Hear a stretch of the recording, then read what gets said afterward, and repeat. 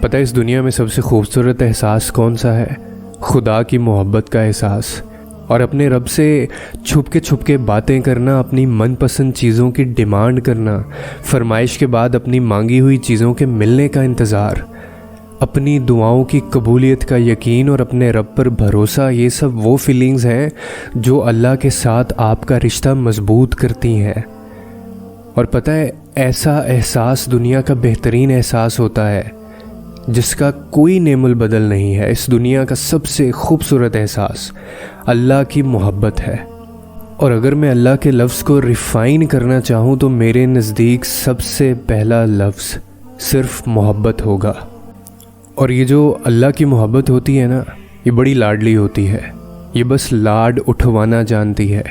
جو اس کی انگلی پکڑ لیتا ہے نا، یہ زبردستی اس کا ہاتھ پکڑ لیتی ہے، یہ دل کو موہ لیتی ہے۔ اس کے لاڈ بڑے انوکھے ہوتے ہیں، یہ پوری رات رلا کر سکون کی نیند سلا دینے میں ماہر ہوتی ہے۔ یہ انسان کے اندر کی میں کو دھکے دے کر باہر پھینک دیتی ہے۔ اسے انسان کا دل ہی نہیں، اسے انسان کا عارضی وجود سے لے کر روح تک کا قبضہ چاہیے ہوتا ہے۔ یہ پہلے انا کو مار کر غصے کی طرف آتی ہے، محبت کے غصے سے بنتی نہیں ہے، اسی لیے یہ غصے کی جگہ آنکھوں میں آنسو بھر کر عاجزی سے جھکا دیتی ہے۔ کوئی اس کا ہاتھ چھوڑ کر بھاگنے کی کوشش کرے تو یہ اس کو جکڑ کر باندھ دیتی ہے اور بھاگنے والوں سے نیند چھین لیتی ہے۔ یہ توڑ کر جوڑتی ہے اور جوڑ کر توڑتی ہے۔ اس کا پسندیدہ مشغلہ ہے جو اسے بہت پسند ہے۔ جو اس کے مشغلے کو سمجھ جاتا ہے وہ ہر وقت تو ہی تو کی صدا لگاتا رہتا ہے۔ یہ پھر اس کو رب کے سامنے جا کر کھڑا کر دیتی ہے تاکہ رب جو محبت کا سب سے انوکھا روپ ہے وہ تعمیر کر سکے، ایسا تعمیر کہ کوئی دنیا کی طاقت اسے توڑ نہ سکے۔ یہ محبت کا انوکھا لاڈ ہوتا ہے، اسی لیے محبت سے ضد نہ کریں، محبت پر بسم اللہ کہیں۔ بسم اللہ کہنا ہی محبت ہے، اور یہ محبت صرف آپ کو خدا دے سکتی ہے۔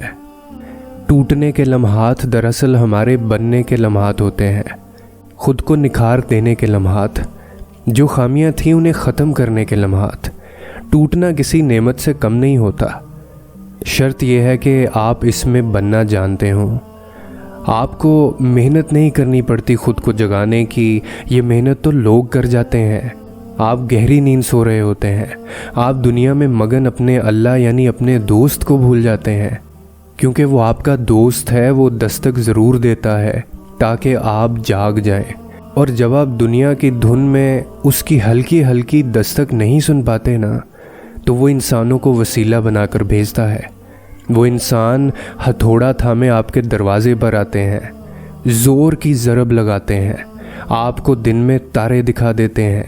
بظاہر آپ کو لگتا ہے کہ یہ ظلم ہوا ہے آپ کے اوپر، مگر وہ دستک، اس دستک میں چھپے پیغام کو سمجھنا چاہیے۔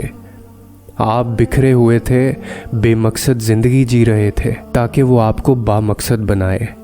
اور تمہیں ایک بات بتاؤں، اللہ تعالیٰ سب دیکھ رہا ہوتا ہے، وہ کبھی بھی بے آسرا نہیں چھوڑتا۔ ہو سکتا ہے جس آزمائش میں تم ہو اس کے بعد تمہاری دعا پر کن ہو تاکہ تمہیں اس کی محبت کا یقین کامل ساری زندگی رہے۔ وہ تو بس آزمائش میں اس لیے ڈالتا ہے تاکہ تم سالے بن جاؤ، جیسے سونا کندن بن جاتا ہے۔ وہ بھی تو تپش سے گزرتا ہے نا، تبھی تو کندن بنتا ہے۔ ایسے ہی تمہاری زندگی ہے، بس اللہ کی مصلحت ہوتی ہے تاکہ تم شکر کی زندگی گزار سکو۔ اور جس نے تم میں روح پھونکی ہو وہ اس روح کی اذیت سے بے خبر کیسے ہو سکتا ہے؟ وہ سب جانتا ہے اور وہ سب ٹھیک بھی کر دے گا۔ وہی دلوں کو قرار بخشتا ہے اور وہی حالات کو بھی پل بھر میں پلٹ کر رکھ دیتا ہے۔ بے چینیوں اور گھبراہٹوں کو راحتوں میں بدل دیا جاتا ہے، حتیٰ کہ ہر طرف رحمت کے آثار نظر آتے ہیں۔ دعائیں تو پھر بنی ہی ناممکن کو ممکن کرنے کے لیے ہیں، تو پھر تم کیسے اپنے اللہ کی رحمت سے نا امید ہو سکتے ہو؟ اس کے حکم کے بغیر تو درخت کا ایک پتا تک نہیں ہل سکتا۔ تو پھر تمہارے ہاتھوں کا اٹھنا بے وجہ نہیں ہے، وہ تمہیں نوازنا چاہتا ہے، تبھی اس نے تمہیں دعا کی توفیق دی ہے۔ وہ تمہارے لیے بہتری چاہتا ہے، تبھی اپنے در کا پتہ بتا رہا ہے۔ بے شک اللہ تمہارے ساتھ آسانی چاہتا ہے۔ سنو، اللہ رب العزت پر یقین رکھنا سیکھو، اس کے در کے سوا دنیا میں کوئی اور در نہیں ہے، جہاں ہر درد کی دوا ملتی ہے، جہاں سب کی دعاؤں کو قبولیت کی معراج بخشی جاتی ہے، جہاں سب کو ایک جیسی ہی محبت اور شفقت سے نوازا جاتا ہے، جہاں ایک ندامت بھرے آنسو کے عوض تمام گناہوں کو معاف کر دیا جاتا ہے۔ بے شک تمہارا رب بڑا مہربان ہے، اور وہ اپنے بندوں پر سدا اپنی رحمتوں اور برکتوں کے دروازے کھولے رکھتا ہے۔ وہ دعاؤں میں نہیں ملتا، وہ قربانیوں میں ملتا ہے۔ وہ اتنا پاک ہے، جسے چنتا ہے اسے پاک کر دیتا ہے۔ پاک کس سے؟ کبھی سوچا ہے؟ وہ پاک کر دیتا ہے اپنے سوا ہر اس شے سے جو تمہارے اور اس کے درمیان حائل ہو۔ وہ تم سے گزار کر تمہیں خود تک لاتا ہے۔